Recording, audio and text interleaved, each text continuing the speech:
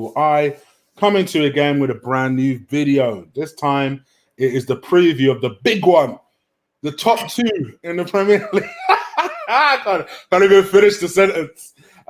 Joining me is, of course, my favourite Liverpool fan, Robby Richmond. Say hello to the people, Robby. Hello, everyone. How are you? I've been off all summer, so why go on and a mandem thing? I've been off. How has your summer been? How has your summer been? All summer. Yeah, I've left it alone. Instagram, Twitter, the job lot. Just left the whole thing alone for a while, and yeah, it makes your life a little bit easier sometimes. Do you know what I mean? Yeah, it does sometimes, just to leave football alone and have a break. Plus, it's a lot easier to do that when you win the Champions League in the fashion that you did, in second gear the entire time. Well, we're not going to get. Well, I think we're going to get in the VAR later on, aren't we, buddy? But oh yes, talk about a goal that changes everything and happens at a crazy time, really, really early in the game. Yeah, magnificent. Magnificent. But we'll get into VAR a bit later on. Obviously, I think you were pretty pleased on the quiet. You'd rather us than them, obviously. Of course. So just to let you guys know, Robby may dive off from time to time. Hopefully he'll be back, and you'll just have to deal with Muggins here for most of the time. So just a pre-warning in case you wonder, where's Robby gone? So just letting you guys know. Right, so let's go for it. I know a lot of people are commenting on the third kit. I might talk about that. I might go into that. But let's get into the nuts and bolts of the game. Liverpool versus Arsenal. First and foremost, we've covered Arsenal to death all summer, really. Let's talk a little bit about Liverpool. I mean, are you happy? Are you a little surprised that you didn't kick on and strengthen? No, I'm not, because where do you go? You've won the European... you've won the Champions League. You finished second with 97 points to Manchester City. So where do we improve? Like I find that really, really difficult to fathom. Really, there's another side to that coin as well, which I think like you guys are seeing right now. Like Danny Caballos.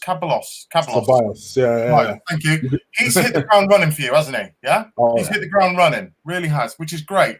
Doesn't always happen with all players. Sometimes it takes time to settle in and stuff like that. Where Liverpool haven't bought any players, aside from two very young lads that are very exciting, we're not doing that thing where you're going, oh, is he going to settle in? Oh, it's a bit of a struggle. Oh, I think we've bombed our money here. I think we've done our dough. We're not having that problem at all, which is nice. Because we've if you think back to last year, as a good example, when we played you guys before Christmas in the Arsenal game, and Fabinho had only just sort of broken into the team. It took time to learn how to play the Liverpool way, and he had a shocker against Arsenal, an absolute shocker. And people after the game are like, "Oh, we've done our dough. What have we done with this? Like, oh God, no. Yes, sell him." So I was like, calm down, please. You'd have thought, like, Klopp's been here for 3 years now, and you'd have thought people would have learned to calm down. But apparently fucking not. In the meantime, we haven't bought any players, right? But today they've announced that they're going to do the Anfield Road stand. That's huge. That's enormous for Liverpool, because it's going to put us at over 60,000. There's a lot of money involved in that. You saw the difference it made when they did the main stand. So we might even be getting like more travel links in and around Liverpool. It's great. If you'd have said to me, we're not going to sign anybody, but we're definitely going to get the Anfield Road end done, I'd have probably said, yeah, I'm all right about that, because I'm one of those people that do look very long term. A lot of other people are not like that, I appreciate, but still. And we're doing Melwood as well. We've sold Melwood, and we're going to move everybody to Kirkby. The main thing, though, Chig, honestly, is that one thing that people don't realise is Liverpool's wage bill is high, but it's not enormous in comparison to some other clubs. Comparison to us, really. That's because all of our players are on big bonuses, motivation bonuses. So they reckon that we shelled out somewhere in the region of £75 million in player bonuses when we won the Champions League. Oh, so wow. that's what, 2 players, a player. It's Pepe, isn't it? It's Nicolas Pepe. Yeah. So you know, I know you want to talk about Pepe. We'll come back to that a bit later on, I think. Okay. So Liverpool kind of done what you expected in terms of the way the season started. All I keep hearing from Liverpool fans is, "Yeah, we're not quite into our stride yet, but you guys are still winning." That's right. Yeah, exactly right. Exactly right, Chigs. Is that I think it's having grown up, for a large part of my life watching Fergie's United, Arsene Wenger's Arsenal, even Mourinho's Chelsea, and before that, back in the 80s, Everton were a great example of it, of being a really good team that would win games without being in like third or fourth gear. And it's a sign that you are a really good team. If you look at what happened against Southampton, that's a place where we have a bad record. You looked at it and it was the banana. I think Klopp called it the banana skin to end all banana skins. Now we'd come back Thursday morning on the flight at 5 a.m. and then they'd had to go train and get ready, and they've had literally 1 hour's training session. So bear with me, I'll be back in 1 minute. Of course, no problem. I think from our point of view, just to give some of you guys an idea in terms of your lineups, and for those people who are watching late, Robbie just needs to dive off just to handle something. He did pre-warn me, so you're going to be stuck with me for a little bit. But yeah, just to quickly go into it. I think from an Arsenal perspective, I think this is going to be the game that really tells us a little bit about what is to come from Arsenal in terms of we have an amazing attacking line, as Wilson has just said in the chat. Two teams with probably only City. City are probably the only other team that have such a potent attacking line. So I think it really bodes to be a really entertaining game. Yeah, I'd agree with that. I was listening to what you were just saying. Sorry, my old man's... My mum and dad are having a bit of a flap. There's not about it. Yeah, I mean, the thing of it is, as I said, Caballos has hit the ground running, and that's really, really helped. And listen, it is still early in the season, and you're going to get a lot of performances where people aren't 100% yet. Particularly some of the players, that are Brazilian, or the African players that haven't had an enormous amount of time off. The Argentinian players, the South American players. But on paper, yeah, whenever Liverpool and Arsenal play, if you're a betting man, I put it down for at least 4 goals normally. Oh yeah, 100%. It's an easy bet. It could be 4-0 Liverpool, or it could be 2-2. Yeah, or it could be 3-1, or but you'll get goals in these games, and it is very interesting, as you said, about things changing, things are evolving, and it's a bit of a moody, loose start. Liverpool are playing a very high line at the back. They're playing about 15 meters higher up the pitch than they did last season. Yeah, dangerous against us. Absolutely, but the thing is, if you've thought about it, and I appreciate that, Gooners probably haven't thought a lot about Liverpool. They probably have this week, but why Liverpool are doing it is because, in my opinion at least, and you're probably going to see this over the course of, let's say, the next 6 to 8 weeks, probably between now and Christmas, we're trusting in VAR to bail us out. Yeah. So, what's your view on VAR? I know it's a quick sidetrack. I think Sam's going to tell me. All right. Is that all right? Yeah, it's fine. Because they don't want the train. No, it's fine. No, that's what I was going to recommend. He or I take you up. Well, I didn't want you. All right, that's fine. Yeah, it's fair enough. Yeah, that's fine. Or Simon, listen, I'll talk to you later on. And they can stay in Liverpool. Yeah. All right, ta-da, mate. Bye-bye. Sorry about that. That's right. I couldn't figure out how to mute it for you. That's fine. No, the mute button is here. So I was like, because on Google Hangouts it's so easy to mute for you. Sorry to everybody in the chat. No, that's all right. That's all right. For your issues. And man, do you know what? We could get into this so deep. Oh God, it's been so rough. But listen, it's just another story for another day. Where was I? VAR. So we're playing a line very, very. We're trusting in VAR. I agree with you. It's super risky against your fast boys. It really, really is. And Caballos can pick a pass. I think back to when we spoke last year and we had a good chat, and Lee was on the show and he was saying about trying to find a way to dominate the midfield will win the game or get a result at least. And that was very true, because at the Emirates, Arsenal dominated the midfield and were fantastic. Torreira and Guendouzi, like Guendouzi came of age that day. They were fantastic and they ran themselves dizzy. And then when you came up to Anfield, they just weren't at the party. Non-existent. So we'll see what happens there. I'm expecting Gini Wijnaldum to play, and I think that makes a big, big difference to Liverpool because he's so important. Gini Wijnaldum is one of my favourite players. He is amazing at not looking like he's doing anything, but is in fact doing everything. So much, yeah. I like him a lot. He's a good player. I like him. He's great on the ball. He's really, really strong, but like his movement and what he does in terms of keeping the shape of the side is amazing. And he's got this amazing ability, considering he was a 10 when we bought him, that he sniffs out danger, much like Milner, before it happens. Do you know what I mean? He's one of these players that's very like right place, right time. And it's such an ornate ability. And do you remember Fletcher that used to play at Manchester United? Yeah, Darren Fletcher. Darren Fletcher had this amazing ability to look like he never looked like he was sweating. And I kind of like, it's a weird example, but he's one of these players where, like, I know he's busting a gut because, like, if you look at the stats afterwards, he's busted a gut.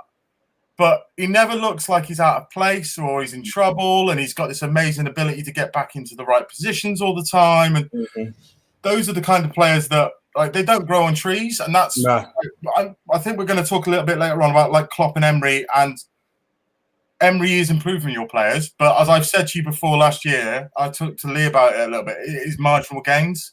Yeah. It's not going to, you're not going to go flying up. Yeah. It's going to go like that. But it might go like that for a while and then go back like that. You know? And that's I agree. That's what happened with Klopp. But it's just whether or not you're patient enough to withstand it, you know? What's next? Yeah. I agree. I think from our perspective, I guess, especially with your high line, I think that presents opportunities. I think I can see why they've done it, in the sense that I think I say weakest, probably I suppose the least strongest part of your team. Still think it's strong, but it's not as strong. Is the core of is the center of your team, because unless you play Henderson there, which I know you guys tend to trust, or a Milner there, I don't know how Fabinho plays for you guys. Do you know what? Listen, Fabi's amazing, but God, it's one of these where sorry, chat room, but chat room's here, by the way. Hello to everybody in the chat room. But it's the kind of thing that if we were in the pub and I could explain it to you by like getting beer mats out, I can make it a little bit easier for you. But honestly, being in Liverpool's midfield is so difficult. And even though like Fabi is our number 6, our holding midfield player, if you're watching it carefully, quite often he's the furthest forward midfielder. Which is on paper bonkers. Like, what? But because of the way that we do that little gegenpress thing, it's very unusual. Now, what we saw when we played City in the first half of the... I'm not taking a picture of you, by the way. Yeah, I'm taking a picture of Rabadam's comment. Big shout out for the donation. Yeah, what up, Rabadam? I'm going to send that comment to YouTube so they can see it. I'm with you, Rabadam. If you look back at the first half of the game against City, Fabi's almost playing he's playing so deep that like he's almost playing alongside the central midfield, the central defenders, and he has a horrible tendency to do that. When things are going well, he'll drop deeper and deeper and deeper because it's his default mindset. But he doesn't need to do it. It's about having trust in those around you. Now, where we've moved Hendo back onto the right-hand side, Hendo hasn't played at 6 since Christmas of last year. And they're even talking about playing Lallana as a 6. Now, I don't expect him to play against Arsenal as a 6. But what Fabi does is, much like Gini, Fabi can break up play. He's an amazing tackler. And he can be, when he wants to be, really, really incisive. I really like he really has got some some wonderful passes in him. But what Liverpool's midfield has been about for the last probably since Christmas of last year, since Fabi got his head round things, it's more about keeping the tempo. So I know a lot of people don't like Henderson, but watch what he does, right? And some people say, well, he passes backwards too much. Yes, he does pass backwards because we're trying to spread the field. But watch how accurate and how quick his passing is. What he's doing and what Fabi is now doing, now that he's kind of learned it, the Liverpool way again, is the pace on the ball, the accuracy of the passing. Quick. It moves really, really, really, really fast. Now, whereas City seem to have an awful lot of games won in the first 10 minutes of the game. Liverpool last season, Liverpool scored in 18 games. They scored in the last 10 minutes because what we're doing with that midfield is we're grinding people down. You're having to work really, really hard to cope. You're having to work really, really hard to stay with us, and in doing so, that's the beauty of what Liverpool's midfield does. And it's one of those things that you don't really, it's hard to see. You've really got to be looking for it. So I wouldn't be surprised when we play Arsenal if, the substitutes that Arsenal make will be really important. And if you make one within 5 minutes of the second half, I wouldn't be surprised. We'll see what they're going to do. I'm really interested to see what they're going to do about whether they're going to play Mkhitaryan or not, because, as you know, I don't trust him at all for you. No. And I think, I like the young lad, Maitland-Niles, but I think half the problem is he's not getting enough help from a senior footballer in front of him, and he is a very senior footballer in comparison. And you wouldn't see that at a lot of other clubs. You certainly wouldn't see it at Liverpool. But Liverpool have the, if you want somebody to go and help and dig somebody out and help them out, Liverpool are blessed that they've got Henderson and Milner. Like, they're mature, hard-working, diligent, disciplined players. To interrupt, just because we've faced this criticism. I know this guy loves the criticism on Twitter, loves it for some reason. So I just want to reiterate: if that was the case, then Xhaka clearly played well. I have no issue. Robbie certainly doesn't have any issue. Robbie's a big fan of Granit Xhaka, so I'd buy him. Sorry, he wouldn't play every week at Liverpool, but I'd buy him. Yeah, that might spoil Ali's own agenda.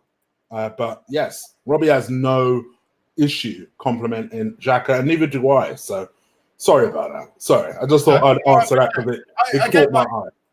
The thing about it is, Chiggy, is like he's a polarizing player, much like Henderson. I've told you before, it's like I think Henderson's a fantastic player, but you have to be looking to see what he's done. To actually convert yourself from a standardized midfielder to a very disciplined six that can play at that pace with that accuracy is really hard. It's a really difficult thing to do, and it can take 18 months, and he did it in 6. All right, and it's one of these things where players can change and players can evolve. We've seen it so many times, if you think back, like Rio Ferdinand completely changed the way that he played. When he realized his legs were going, he completely changed the way he played. And not everybody is going to be N'Golo Kante. Robbie, remind me to come back to this for you. Hey? Remind me to come back to this for you. Oh, Spidey. Yeah, okay. Yeah, we're on it. Don't worry. Yeah.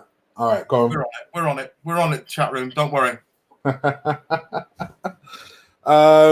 Okay, so as the game goes on, and obviously I'll take kind of the lineups shortly. You must be feeling confident, given your recent history. We've really got in your head. We really have. And I know, like, Emery came out after the game and said, the one team we don't want to be playing is Liverpool right now. Too early. Chris, think back to last year where you had to play City really early and they gave you an absolute spanking. Exactly. Even the Chelsea game came a bit early because yeah.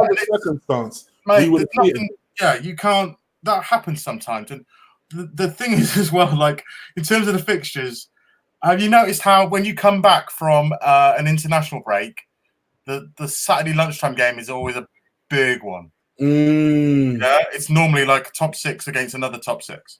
Yeah, listen, it's happening all the time. They want big games early. They want big games at good times, and they want they want a big game every week, and I don't blame them for that.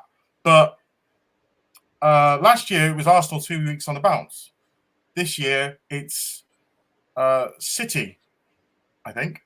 Yeah, City had two big games on the bounce, or have 2 big games on the bounce. What can you do? That kind of is what it is. Yeah. With regards to Arsenal, like it's one of these things where somebody said this on Twitter in the week when I was looking at Twitter, and somebody said like, for like you and I, we'll probably remember this, but for a load of supporters who are millennials or a bit younger, or I'm not having a dig or anything like that. Back in the days of yore, back in the late 80s and early 80s, they never even used to put the table together until October. Until everybody had played 10 games, there were no tables available in the press. They didn't even bother putting the tables together. And now, if you 2 weeks in and you're at the bottom, I'll sack him. It's just like, can we just calm down, please? Unless it's Crystal Palace, then that's fine. Like, sack him now. Sack Hodgson now. But by the way, like, let's talk again in 6 weeks' time, yeah? And then we'll see where we are. I also agree with you, Archie. I actually would. I'd take him over Xhaka. You're not getting Henderson. Fuck off. No, you're not getting Henderson. No. No way. Fuck off, Archie. Sorry, swearing a lot. Am I right in thinking some of the chat room don't like swearing? YouTube doesn't. Oh, sorry. Me and Lee have figured out the system. Oh, okay. After the first 10, 15 minutes, it's all right. So we're past that. But we've noticed it does make a difference. Flange off, you muddy funster. Oh, gosh. Right. So going in terms of, before we come to the lineups, who do you think will pose the biggest danger to Arsenal, in your view?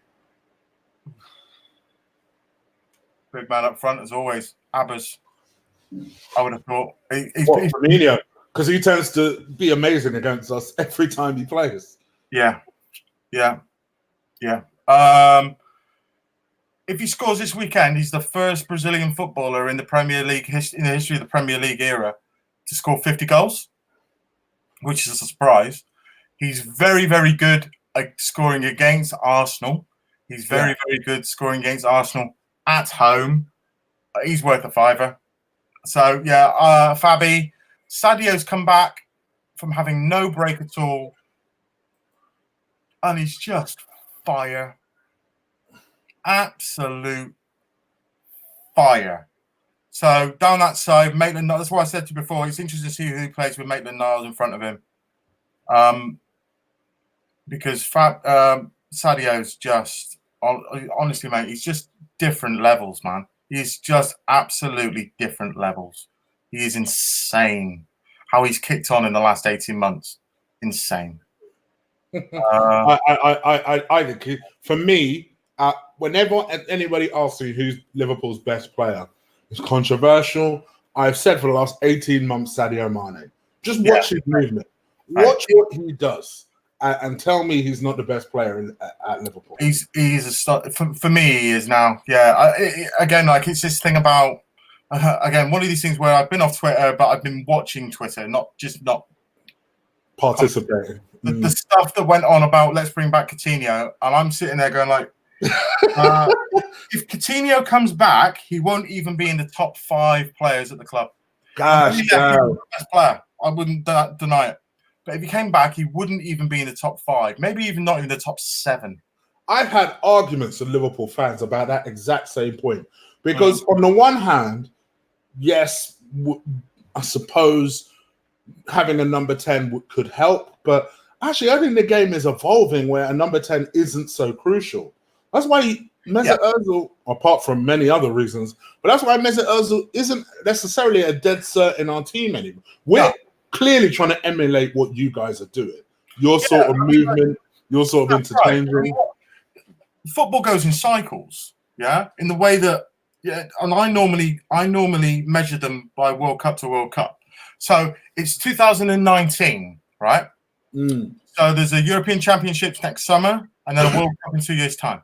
But I'll put you back to 2010, and if you go and watch, let's say, England versus Germany from that World Cup, right? And England are really defensive, right? And Germany are doing everything on the counter, and that's a game where you go like, that's where football's changing. You can pinpoint these games if you go and watch them back, and it's hard to do because like if you go and watch that game again now, it's so slow, but the Germans are so much quicker than us. It's a game where you can see things are changing. The styles and ways that we play change. Now, we're quite fortunate that by and large, in the Premier League, everybody plays at 100 miles an hour.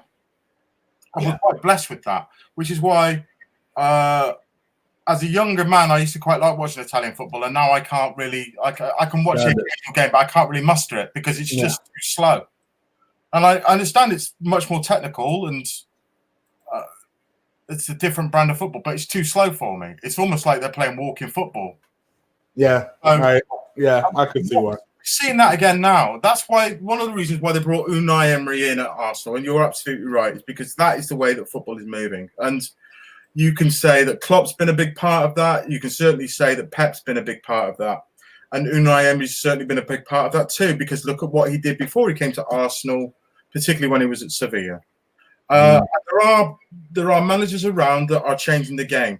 The other side of that coin is you've seen people like Jose Mourinho and even Rafa Benitez, who 10 years ago you would have said were like two of the best managers in the game, and in many ways they absolutely still are. But they're almost, the way that they play the game is kind of prehistoric in comparison to what we're doing now. Yeah, true. Because the game evolves, and you've got to evolve with it. And some managers do, and some managers don't. Sam Allardyce, Steve Bruce, Alan Pardew, those kind of people, assholes. All right, so let's talk about Pepe. We can't avoid this anymore. Yeah. You were dead cert that was going to come to Liverpool. Yeah, I was. We'd heard. As I said. So there's a guy. There is a. I think he's Ghanaian, or he might be Guinean. I can't be sure, but he's a very well-respected journalist in African football. And he dropped the story that we were going to get Naby Keita, and then he was going to stay. Now, the thing with Naby Keita was that he got so many things right that he's become like a bit of a trusted source, and he's been right on other things as well with other players. And now he put out ages ago. I think I put you in the tweet, didn't I? That Liverpool were interested in him, and we were interested in him. That Liverpool were the club that he wanted to join. Okay, now that's fair enough, right? What happened was that 2 days later, after everybody else has got hold of that tweet and they've started doing all the clickbait articles, is Michael Edwards has phoned them up at Rennes and said, "We're not interested in your player," which was true. And basically, Liverpool decided that they wanted far too much money for a player who is very good and very talented, and Liverpool were under the impression from Christmas and beyond that they were going to be able to get him reasonably cheap, somewhere in the region of 40 million. Now, you've paid 72? 70 was it in the end? Million. Yeah. So, as far as Liverpool were concerned, they were not prepared to go that high for the player. But obviously, Arsenal's needs were different to ours. Oh, yes. And well, I can understand why Arsenal wanted Pepe. I can understand we talked about Zaha as well, very early in the summer as well. That I understand why they were looking at players like that, because Emery's not happy with the shape of the side. and we know that he wanted a winger, and he wanted somebody quick. And his numbers are really, really, really good. His numbers really are good. But again, like go steady, it might take time. He wouldn't be the first player to come from France and struggle. True. The pace of the game, as I've just said previously, it really is a massive step up. You know, with the greatest respect, there are 3 or 4 really good teams in France, and everybody else would be bottom half of the championship. Agreed. I do think he is one of the exceptions. I do think he will. Yeah, I think he's a great player. Listen, it's one of those things again, mate. I harken back to years gone by, like when Zola signs for Chelsea, and I'm like, well, he's not signed for me, but at least I'm going to get to watch him play a lot in this country.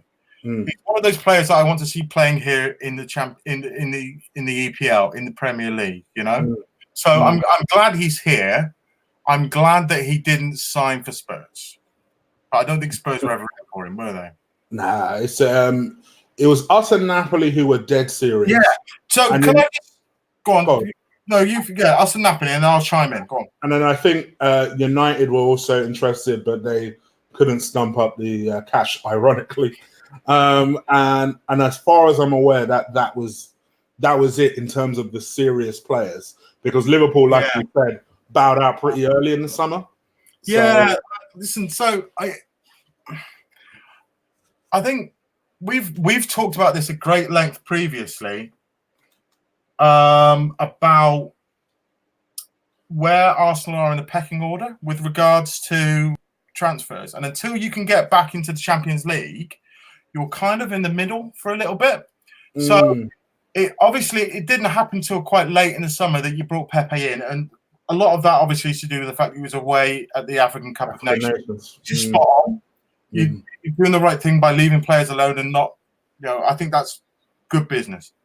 But it seemed like the other team that were involved looking at him for quite a while was Bayern Munich. Oh, of course, yes, you're right. I completely forgot about it. Yes, I say this with all due respect. It felt to me like Arsenal had to wait until like the big clubs have decided of course, or you could go in and fish for him. And I think that's why you spent so long fanning around with Zaha. And I know you said on one of your shows that it was like you've used Zaha almost like a stalking horse. 100%. I've said it for me, and I kept saying it on the show. So we're trying to play 70 million for Wilfried Zaha, and we're not going for Nicolas Pepe. I kept saying that on the show, and it's almost as though somebody was like, "Yeah, why aren't we going for Nicolas Pepe?" So they just abandoned ship with this Zaha thing, which I'm so happy. I mean, like the thing with Zaha is really interesting in many, many ways, and I think it's really. It's where you like again. It's a thing where, as I said before, football evolves, and you're seeing something where the transfer market and the way that players are dealing with it is changing. Okay, so you had Eriksen come out and say, "I want to go." You had Zaha come out and say, "Come and get me," basically, and both of them haven't got their moves. Now, I don't actually think Eriksen's going to go, and I think Spurs are going to go. Suck it and see. We'll see if we can get you to. We'll give it 3 months and see if we can get you to sign a new deal. But if not, we know that you will get us into Champions League again next season. So instead of selling you for 30 million or 40 million, it's worth 30, 40 million for us to get back in the Champions League again next season. Okay. Is he in his last year? Does anyone know? Yeah, he's in the final year of his deal. But they've also already bought his replacement in Lo Celso. True. Yeah. That's actually pretty good from Spurs. By their standards, that's by their standards, and let's be honest, in the past, their transfer movements has been shocking. But they're preparing for another day, and this is what I'm talking about. Like people learn the hard way, and then things evolve. But if Zaha leaves Palace, they're going down. It's as simple as that. And I say that anyway. That if you look at the record of Palace with and without him. With and without Zaha, who scores the goals for him? It's not too dissimilar to the situation Chelsea find themselves in without Hazard. I know that Lee doesn't really massively rate Hazard and doesn't think he's top tier, and I understand. Listen, Lee would say the same thing about Hazard. Yeah, but now he's gone. Who scores the goals? It was. I was watching it last season, and Lee was spot on. Like, I think Hazard is a good player, but if he didn't score, who scored? Giroud. Giroud got 12 goals last season in all comps. Hazard got 20, 19. Like, who else scored? Like, where are your goals coming from? You know, no matter what, it doesn't matter if you're Arsenal or Chelsea or Crystal Palace or Aston Villa, you've got to put the circular thing in the rectangular thing, or you're not going to do anything, are you? So the long and short of it, coming back to it, it's like Pepe on paper is a massive signing for you. The other side of the coin, again, is like you're going to have to give him time. We know what your fan base is like. Oh, yes. And they can turn on players very, very quickly. Oh, yes. Be patient with him.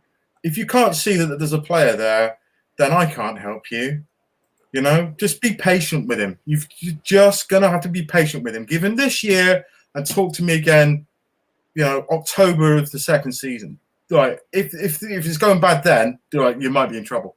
If it's going bad then, I'll be very, very surprised, though, because we know that he's got huge amounts of ability, and he looks like the kind of player who fits in, as I said before, inside of the Premier League. He looks like a good fit. I'm with you. Honestly, I'm with you. For me, I think he'll get there. It's about whether the fans are prepared to give him the time to settle, because just because Ceballos has hit the ground running, sometimes it takes other players a little bit longer. Yeah, and what happens, exactly right, Chris, and what happens is that because he's done so well, Danny. Just call it Danny. Because Danny's done so well for you, you will find that all of your other new players will get compared to Danny. Yeah, the comparison thing, you know?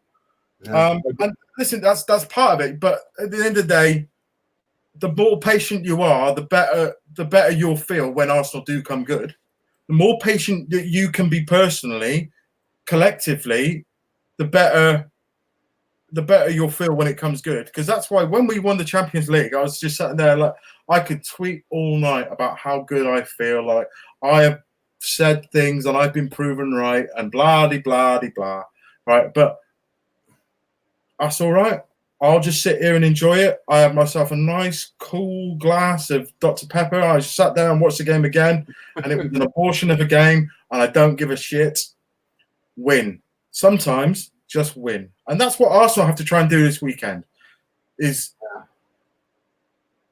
if Arsenal want to show that they're improving, and I think there was a lot of improvement in the last season, although I could also see a world where we're going to get to like March and you and Lee and all the rest of the guys will be going, fucking hell, why didn't we buy a decent centre-back? 100%. Yeah? Because that's the other thing with Pepe is if it does go wrong, and please God, don't let it go wrong for all the boys, is some bright spark like me could come on the show and go like, well, do you know what? You could have got Nathan Aki earlier in the summer for half the price of what they were punting him to Leicester for, or you could have got James Tarkowski out of Burnley, and like they're both like 24, 25-year-old centre-backs that can play the ball out really well, and they're fast and strong and clearly better than David Luiz. I could say that, but that's Monday morning quarterback stuff, right? It's just Monday morning quarterback stuff, and everybody can do it. Doesn't mean that you're right. It just means that, you know, it's an opinion. Yeah. What is going to happen? And to be honest, and big up to everyone who's watching. Please do crush the like button if you are currently enjoying yourself. These are two of the most sensible comments in the chat right now. From Dean Joseph, it took Dennis Bergkamp months to get to grip with our Correct. And I'm going to add one to this, by the way. Fabinho was crap the first half of last season, then settled in and was class. We have to give Pepe 6 months. Not only that, Thierry Henry didn't score for the first 10 games. 10 games he didn't score. And then against Southampton away, scored a banger. I will see you. I will see you and I will raise you. Go and look at Peter Crouch, first season at Liverpool. And he doesn't score until like the last 2 months of the season. but everybody liked him. He was really popular on the Cop. They had a song about him and his big feet, right? And when he scored, it was like winning the cup. And that is something that is either inherent in your fan base or it isn't. Yeah, like Rich is saying there, like, you know, it took time. It took time for Naby. Even now, like, I love Naby. I absolutely love him. But like, we're getting a little bit worried about his injury record. You know, a little bit worried. Again, last season, you guys were giving it so much beans on Twitter about Alex Oxlade-Chamberlain, and then we play the West Ham game, and he's boss, and then all of a sudden, oh, when he signed, yeah, it's like, oh my god, what have you done? He's terrible. He's terrible. Nah, he's gone pear-shaped. And I knew, because I said to you, Chig, he fits the Liverpool system. That's why we wanted him so bad. You know, I was the one of the few Arsenal fans that was saying, trust me, you've got yourself a player. I kept saying that. I knew it. I kept saying that. And he's obviously signed a new deal for you. You happy? Yeah, that's amazing news, mate. That's amazing news. That's fantastic because, again, a guy that I really, really like. I knew who he was, and now I know who he is. Do you know what I mean? Like, I knew the kind of. I knew he had a very good reputation in the game as a very good professional. He's blessed with having a father that played the game at the top level. I think that really, really does help. And I always think back to that game against Bayern Munich where he threw a strop because nobody else was pressing up, and he just turns around and starts barking at everybody and basically loses his shit in one of the games where you lost 5-1 in both games against Bayern Munich. We remember them well. What I really like about him is I thought he had this character. I thought he had this attitude, and I knew he had bags and bags of ability. Bags of it. And even without, you know, he's coming back from this injury, and it's a bad injury. There's a great article to go alongside the signature from this evening on goal.com about his injury. And it is like, I love the kid, the character of the guy, the attitude. Like, those are the things you can't buy. That's what's great about Liverpool, is we have this culture now. That's why I would never sell Adam Lallana, because he is. It's kind of like, how can I explain it? A good example would be Jose Mourinho's Chelsea side. I think we've said this before. Jose Mourinho's first Chelsea side has got Petr Cech, Drogba, John Terry, Frank Lampard, later on Michael Ballack, and basically they're his policemen. Yeah, they're his policemen inside of the dressing room. And it's well known that as soon as a new player arrived in the dressing room, one of the first things Terry and Lampard did is basically say, right, what have you won? Show us your medals. What have you won? And that can be quite braggadocious and quite arrogant. And yeah, it is. But they certainly know what's expected of them and what's asked of them straight away. True. As soon as they get there. And that's what's happened at Liverpool. And that's why I really, really like Oxlade-Chamberlain, because he is clearly one of these lieutenants. There was a thing that came up when we played Chelsea in the Super Cup game, that somebody put a photo around from the 2013, the year that we nearly won it. We didn't. That's a story for another day, Chig. Right, but Hendo is the only one that's still there. Yeah, Hendo is the only player now. Now that Mignolet's gone, Hendo is the only player still at the club. Right, but what you've got is you've got players of ability and attitude and performance, and it raises everybody else. So having somebody like Oxlade-Chamberlain, and again, like, I think back to the World Cup, and I'm like, man, if we had Oxlade-Chamberlain. Honestly, because you remember when we were playing Dyer and Hendo as holding midfielders, and I'm like, mate, we don't need to do this, Gareth. We don't need to do it. You only need one. And by the end of the tournament, he worked that out, that we only needed one of them, not both of them. And he starts playing.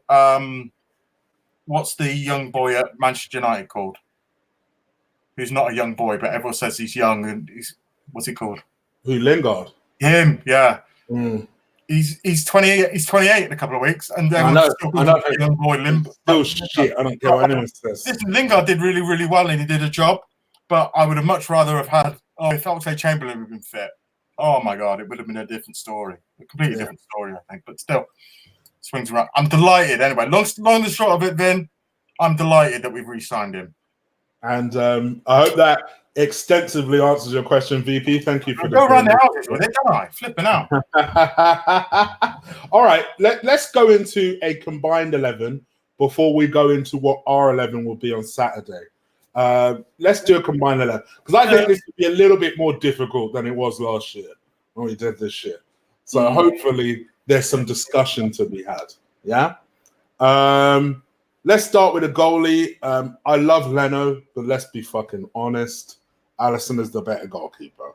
Yeah, but he's not fit, is he? He's injured at the moment. Oh, is he not fit? Leno.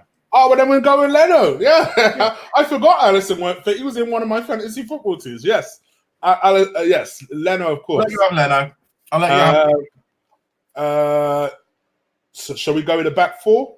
Yeah. 4-3-3 or 4-2-3-1. I don't think any of us are going to we want to get some Arsenal players in there. We better go 4-2-3-1. All right. I'm going to make an executive decision. The entire Liverpool black line. Let's be honest.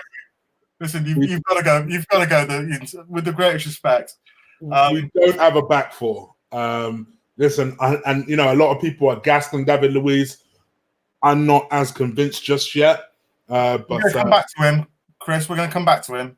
Yeah. Another thing that I talk about every time I come on the show, I say things about short-term fixes. David Luiz. He is a short-term fix. I will. Fuck it. We're on the subject. Let's talk about it. He is a short-term fix, and I do think for £8 million. Why the fuck not?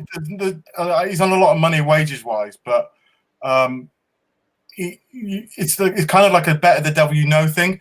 When you went out and bought Socrates, that was a guy again that needed time to actually settle into the Premier League, and you're bringing in David Luiz. He knows the league. He knows everybody in the league. He can play the ball out from the back. You know, we know that he's a ball playing defender, you know, and that's one of the things that we know that you needed. Again, this all comes back to this idea of shape and building from the back, trying to enforce your tempo on other teams. So I understand what you did. For $8 million, it's a short-term fix for 2 years. There's no great loss to it. Yeah. Where you go after him, that's where it gets interesting. That is the question. Yeah. What are we going 4-2-3-1? 4-2-3-1, I think, because you got to have a Aubameyang up front, haven't you?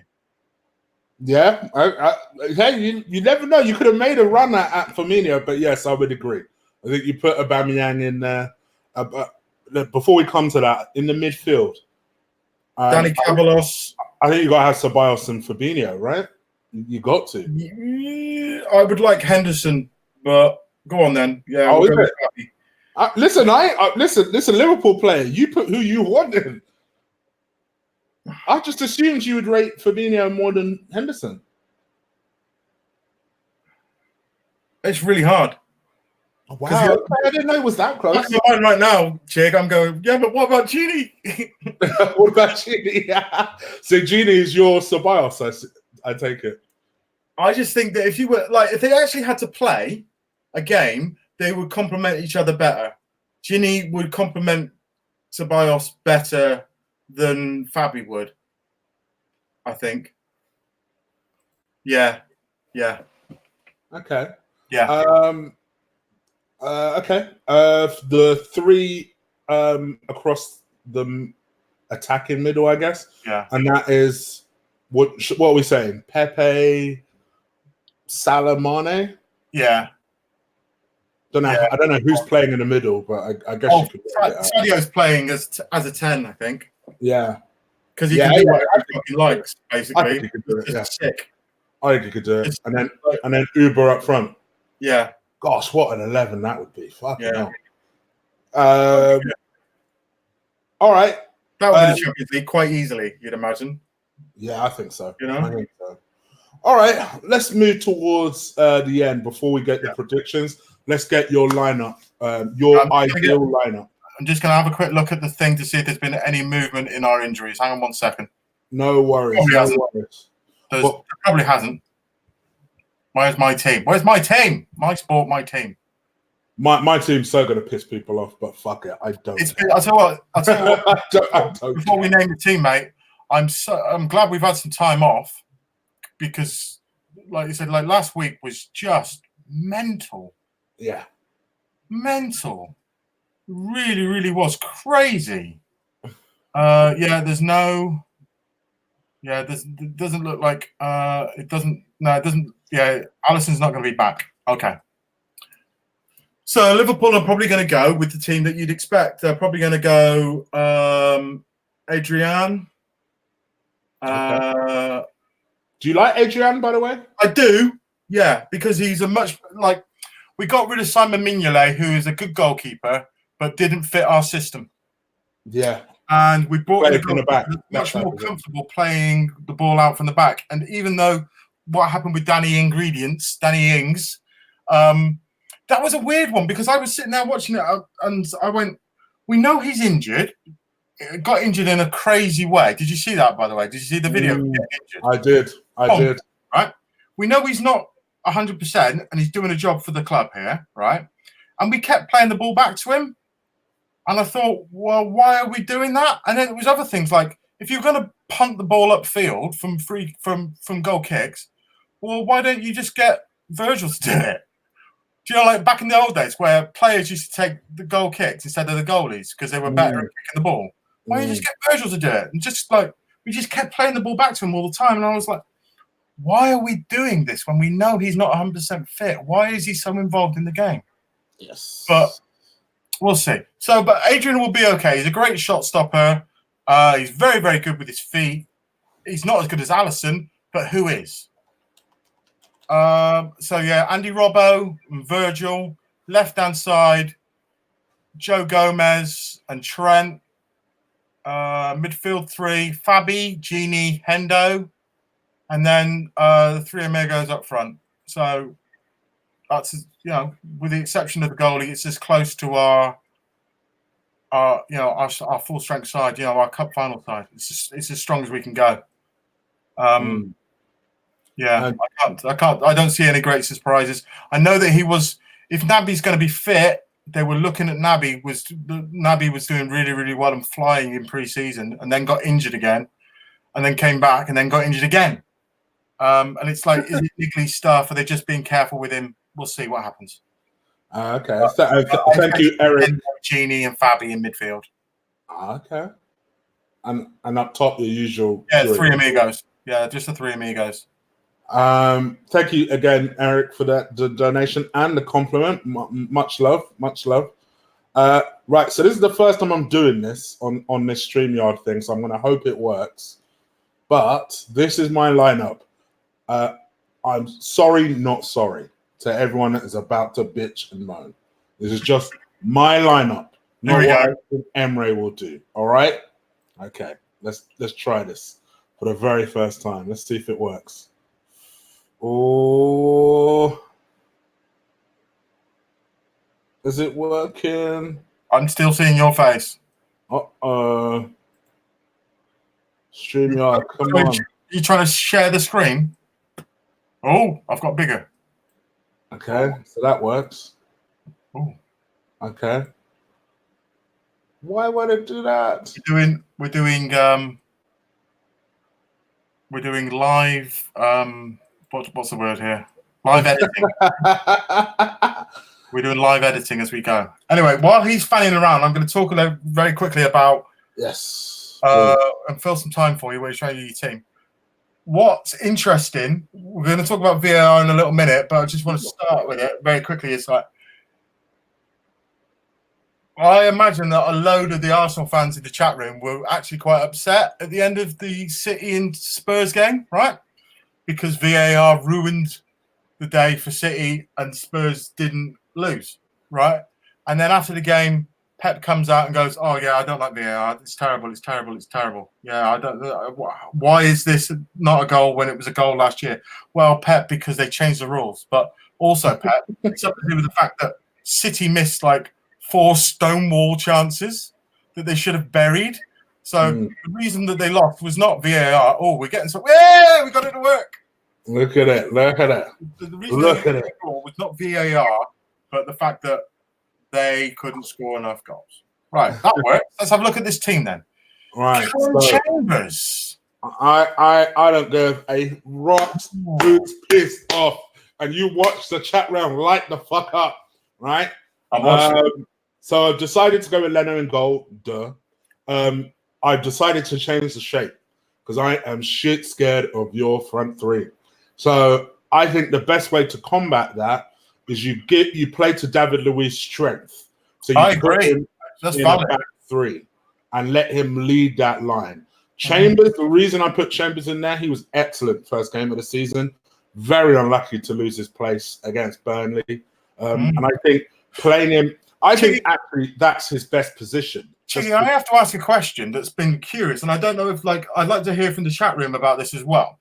Go on. Callum Chambers can play right back and hasn't been playing right back. His pace is poor. Not against you lot. No way against you lot. His pace ain't the great. He's not slow, but he's not like he couldn't cope with slow against Amane. Yes. Yeah. Okay. All right. Yeah. I'm just interested about it because obviously, yeah, he's not. He was on loan last season, wasn't he? And I was like, why didn't they just recall him at Christmas? I bet. Oh, don't get me started on the recall shit. Don't get me started. All right. Sorry. So I actually think that's his best position, and it just allows MAN and Thomas the Tank, aka Kolasinac, to just do their thing. Just run. That's all you got to do. Don't even worry about defense. Yeah, keep running. I think the reason now there's 2 decisions I agonized over. Socrates playing where he is instead of Monreal, who I think plays better in that spot. And obviously, and the chat room are saying it now, don't you? No Granit Xhaka, no Guendouzi. Shit, what the fuck are you smoking? Is probably what they're saying, right? No. I just think Willock's energy would be excellent. Now, I wouldn't hate on you if you said I'd put Guendouzi in there and bring on Willock later in the game where he has a bit of energy, because Willock he's finished last week's game, but I ain't gonna lie, he's tired. And in the first game, he's tired. That's kind of what I was saying earlier, Chris. Is that thing about if you're going to play 2 lads in the middle of the park like that, right? Yeah. Then I'd expect him to get whipped off before an hour. And I expect again, I'd say, right, lads, listen, you're going to basically you're getting half the game, and I'm going to bring on Glenn Torreira and Guendouzi or Xhaka. Yeah, and give them 40 minutes, or 35 minutes, 100%. I think it's really important to try and it's not something that's talked about a lot anymore. Premeditated substitutions, and it happens a lot in other sports like rugby. The substitutions are really sort of premeditated, and they go, listen, I want you to run your bollocks off for an hour, and then you're popping off. Right? You're not playing the game. It's as simple as that. And I find a lot of them. Oh shit! I can't move that. A lot of them will do their best work here. Can you see my cursor? Yeah, I can. So Willock, I imagine, will be. You know what? Next time, I'm not going to do a printed picture. I'm just going to have it move it around. But I think Willock will do a lot of his work here. He'll be tracking back a lot, and I actually think Ceballos will be as well. But there'll be less impetus on him getting back because he will be the link to these guys. I understand your theory of how you want to do it. It's the thing is as well. It's if you're going to play 3 at the back, and I know some of the guys in the chat room are saying Monreal over Socrates all day. I understand where you're coming from, but Liverpool are actually quite a big side now. If we play Matip or Gomez, doesn't matter. Both of them are 6'3", 6'4". Yeah. We have Fabi 6'3", Hendo 6'1". Fabi and Mane aren't the biggest, but they are ridiculous in the air. And that's exactly why I put Socrates in. Yeah, because I just think mate, he would be key at set pieces, defensively and attacking wise. Yeah, no, Liverpool are not a small side, my bro. In the chat room, they're not. Liverpool are a very big physical team. Gini Wijnaldum may not be 6'2", but he's hench as fuck. He's not small. Being a big team doesn't necessarily mean that everybody has to be 6'2". Okay. You've seen that in the past, of course. Again, you think back to Jose Mourinho's first Chelsea side. We're quite a big side, you know. And also, a lot of people who are not used to Pepe, what he does do is he gets the ball usually from here, and then he'll drive. Yeah, so I think him and Adrian Maitland-Niles could be very good. The ball. He's really, really good at doing that. Now, what you need Pepe to do is pin Robbo back. Yeah, 100%. 100%. And to be perfectly honest, we may need Uber really hard. We may need Uber to track back a lot, because I know Uber lately has been very good around here and here on the right-hand side, and I like that. He's improved that in his game. I want to see that more. Who was the game you played against? Second game? The second game of the season? Burnley. Burnley, thank you. That was who it was. Cutting in. Yeah. Cutting in all the time. Yeah, that's how he scored his goal. He scored it from here and then just boom. Yeah. Like his Thierry Henry. I think Lacazette naturally likes to drop. Burnley let him do it. Yeah, and he gave him space to move into. Excuse me. Burnley let him do it, which is very un-Burnley-like. Yeah. It will not go on for long because the video analysts won't allow it. Yeah. They'll spot it and they'll put a stop to it. So make hay while the sun shines, basically. Yeah? Yeah. Make hay while the sun shines. So whilst he's still allowed to do it, keep doing it. I'll be surprised if he's allowed to come in on his right against Liverpool. Yeah. I mean, I hope we had the space, but you're right. And I think that's where actually the crucial person will be Lacazette. Yeah. Because I think Lacazette dropping will naturally create space for Pepe. Yeah. I've just got a feeling him dropping, and I think these two will come a little bit more centrally, which we could afford to do in this shape. For me, this is just the way to go. Yeah, no, I think Emre will play a back four, which I think would be a mistake. Chiggy, I think you'll actually see Laka probably playing more on the left of the centre than you realise. And a lot of people have been playing these diags from, hang on a minute.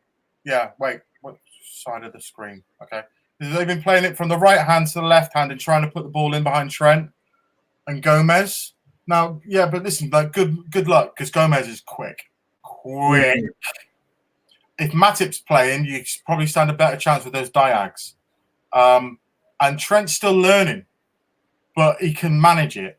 But he's coming up against a quality player this weekend, and we know that. So it'll be interesting to see if we play Gomez. That's why I think we'll play Gomez, because Chelsea did it a lot, particularly in that first half. They were playing these lovely diagonal balls in behind. And they were getting joy, but again, it's down to the fact that Liverpool are playing really quite high at the moment, and they are trusting in this VAR system. They seem to be one of the few teams that are doing it thus far. But listen, Liverpool are doing all manner of things that people aren't quite seeing yet that will pay off later on in the season and probably next season. Like, you know how last season we brought in this throwing-in coach, yeah? There's some articles knocking around, and some people are like, what are they doing? Why do you need that, right? What they're doing, this is a marginal gains thing, is Joe Gomez throw-ins are mental accurate.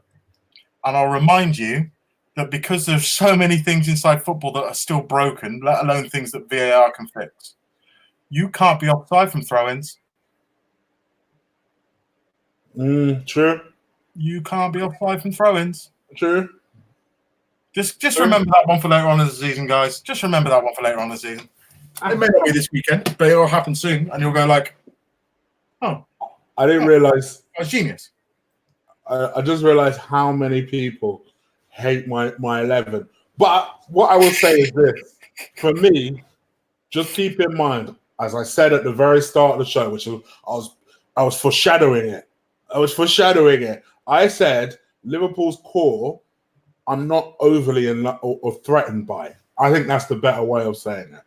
So that's why I figured playing two energetic guys like that, young guys as well, who can run all day, I think might be the way to go. It was surprising. I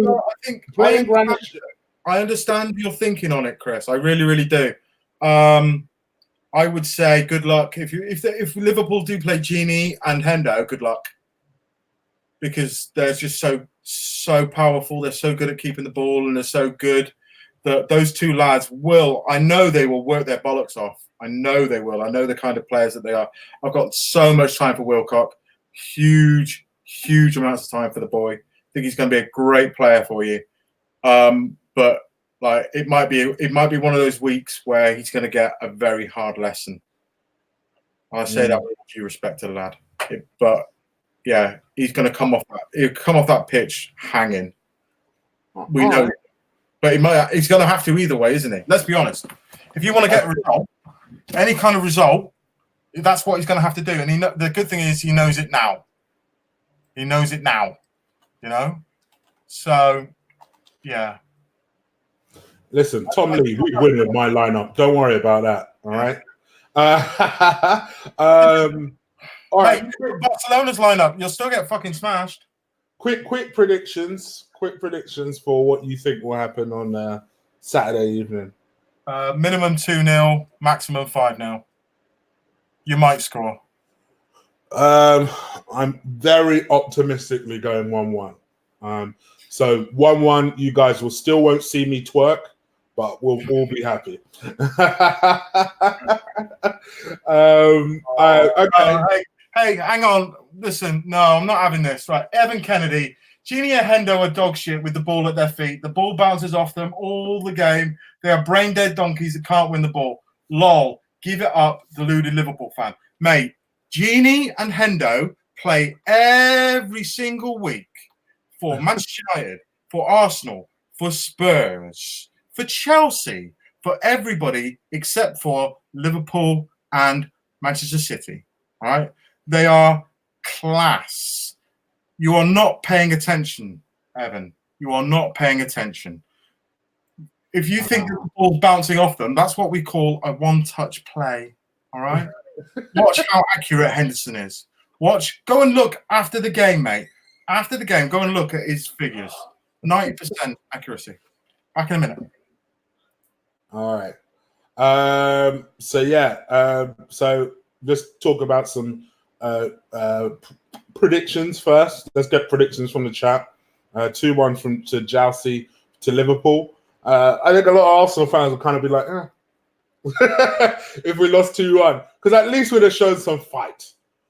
1-1, I'll happily take that. I'll be honest. I think going away to Anfield to the European champions and getting a 1-1 result, I think will show how much we progressed over the last year or so with him. 2-1 to Arsenal from Dean Joseph.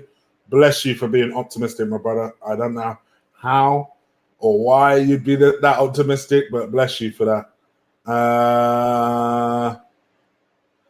Evan in full troll mode to Robbie right now.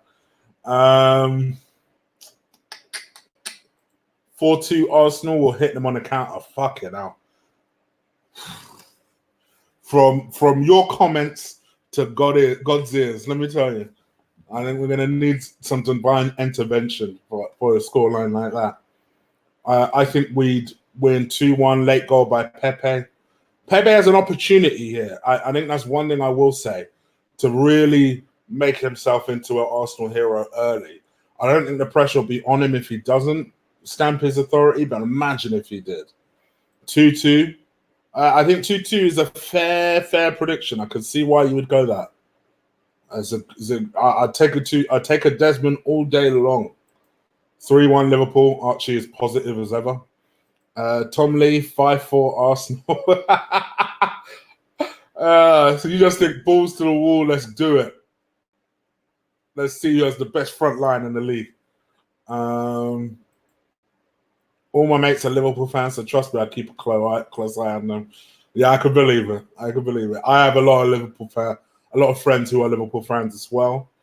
2-0 Liverpool. Rich Franklin. Rich, brother, what kind of scoreline prediction is that? I mean, it's probably realistic. Well, fuck a realism here. We're going belief. Sorry about that, guys. I apologise. It's kicking off here. No worries. It's carnage. Sorry.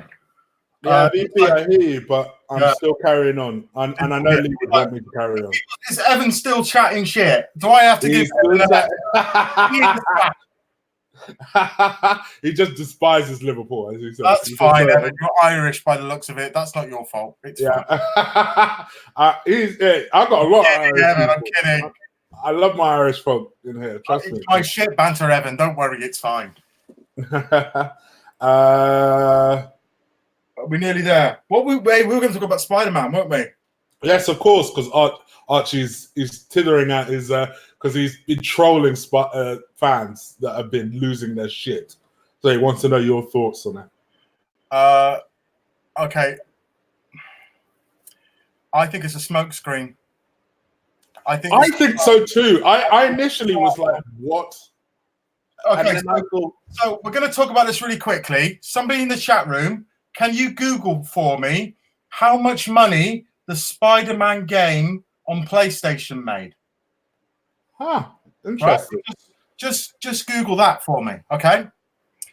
And then in the meantime, it will probably lean into this, right? It's a renegotiation of the deal. The fact that it got leaked tells you that it's a smokescreen, because Disney are notorious for not letting like shit like this come out. They've even started doing stuff about the length of the contracts. They're not going to tell you how many films are in the deal anymore. Interesting. Yeah, Kevin Feige's got an enormous amount of power, right?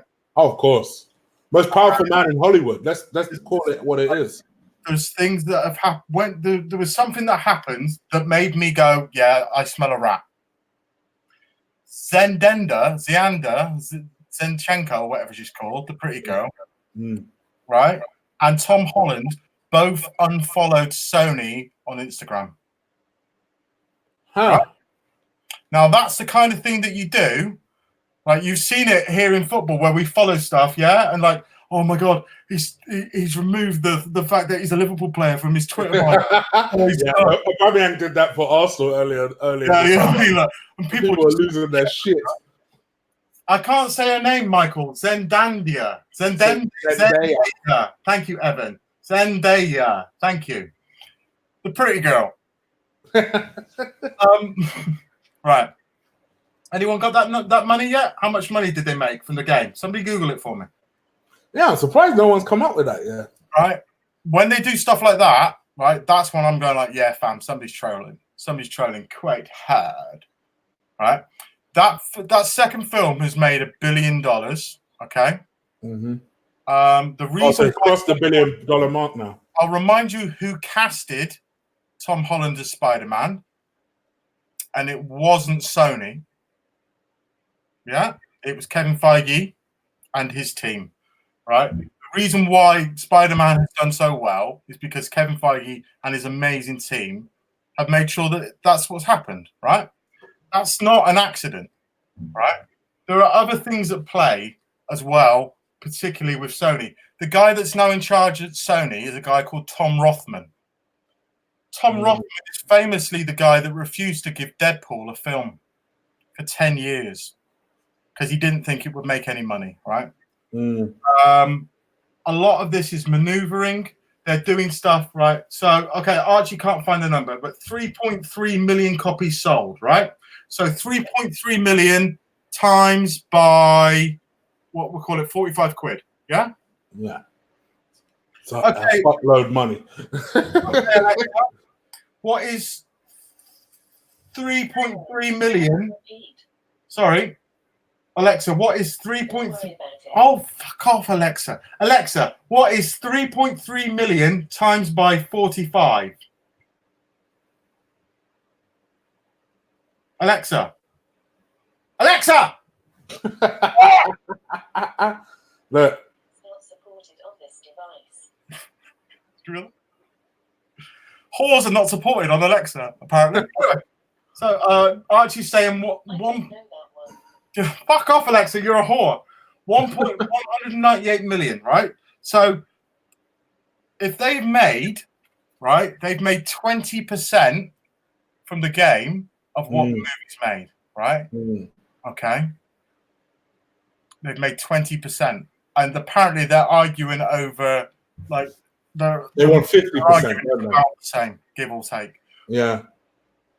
This is posturing. The fact that it got leaked at all tells you normally that it's posturing. There's D23 coming up. Don't be surprised if there's an announcement that everything's been sorted out. Michael Drew, there's no such thing as a bad Spider-Man. They're all good. All three of them have been good. Tom Holland is amazing, though.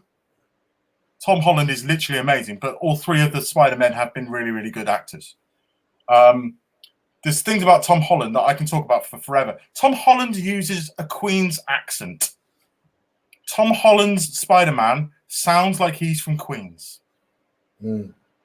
He's awesome. That kid is awesome. The problem that he might have is the Frodo Baggins thing. Is that you just, like, you'll only ever see him as Spider-Man. Whenever you see him do something else, you'll go, Spider-Man.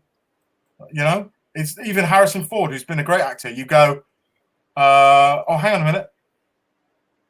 It's Han Solo. It's Indiana Jones. It doesn't matter what he's in. That's the way you see it, yeah. Archie's saying, Disney owns 100% of the merchandise. Disney should ask for 15%, no more. Tom Holland's voice is annoying. Shut up, Tom. Talk about my baby boy like that, you dick. These lot are very opinionated, as you now see. Tom like that. Oh, no. Lovely. See, people are saying mean things and they're trying to get me to snap. I'm not doing it. Don't rise to it. I promise you. Don't rise to I'm not rising It'll be a dark hole that you just keep going down. The long and the short of it is that Feige's got a lot of power and Feige wants Spider-Man. He will find a way. He will find a way. No chance, Starboy, by the way. Yeah. I don't think that shit happens. In the meantime, mate, like, what are they going to do with Blade? I'm so excited about Blade, bringing Blade back. We need to have. So me and Robbie, we did start one for a while ago, and that was our little. Fuck you, Holmes. What kind of nonsense is that? But yeah. That's horrible. But yeah, you're fat cunt. Me and Robbie did do like a movie kind of segment on this channel some time ago. We need to bring it back now. The Avengers, didn't we? Yeah, and it was good. We need to bring it back. Yeah. So I think let's have some sort of Marvel discussion soon over the next couple of weeks. Just let me know when you're free. I will just pick it and just do it. It looks like it's going to be a busy couple of weeks. Yeah, let's do it. Okay, cool. And put it this way: anytime you're free, I'll let you. I'm off work for the next. To fill as well. I know. Yeah, I know. I'm off work. By the way, chat room or people that are watching this video for the first time, have you signed up for Chig's Patreon? Have you? It's really good value. You know, he gives you lots of really good content. It's definitely worth the money. It's going to be even better when I convince him to start doing porno reviews. Fake taxi reviews. I'm on it. Go through who Chiggy's following on Twitter. You want to have some fun? No, because this goes down a bad hole, right? Whenever I play Who Would You Rather with these lot, they start asking me all sorts of porn questions. Who's your favorite porn star? What kind of porn do you like? What's your favorite porn category? What's your favorite porn star? I'm like, what the fuck do you lot do all day? So yeah, it goes down a dark hole with these guys. No pun intended. Porn reviews on YouTube. Oh, That's an avenue nobody's been down, mate. that is definitely a niche. I'll give you that one. That is a niche. Oh, let's wrap this shit up. Thank you so much, Robbie, for coming on.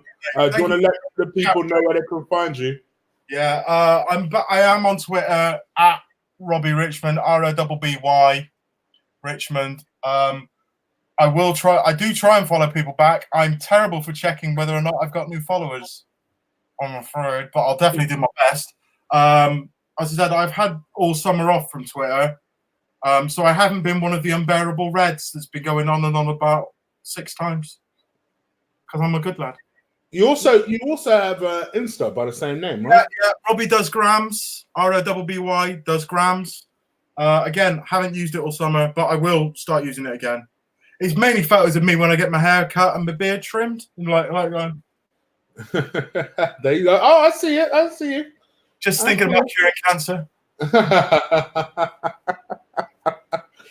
As for me, Muggers, you can follow me on Twitter at Colossal Chig. You can follow me on Insta at Guna_Eagle_I. I have removed the number 1, so it's nice and simple. And yeah, that's pretty much that. Also, hit the subscribe button if this is the first time you're watching. And crush that like button. I'll be back tomorrow because I'll be back. Some geezer called Pastor Chig wants to do a show. Oh, Pastor's coming. I'll let Pastor Chig wants to show up. I don't know what. Has he got like a nephew or a cousin called like Carbonara Chig? I don't know. I must ask him. So Pastor Chig will be showing up. Bless his soul. We're gonna need some Pastor Chig right now. We're gonna need some blessings. Although the last time Pastor Chig showed up, we got smoked 4-1. So I don't know if it's gonna be necessarily a good idea. But yeah. Anyway, so thank you guys for watching. The show will be back tomorrow. We're back in the weekend, usual to watch along with Lee. Go over to Lee, he's live now. Just let him know I sent you and just check him out. And that's pretty much that, guys. We're out of it. Thank you, BP, for the donation. I see you, brother. And we out. Take care. Peace. Very good. We done?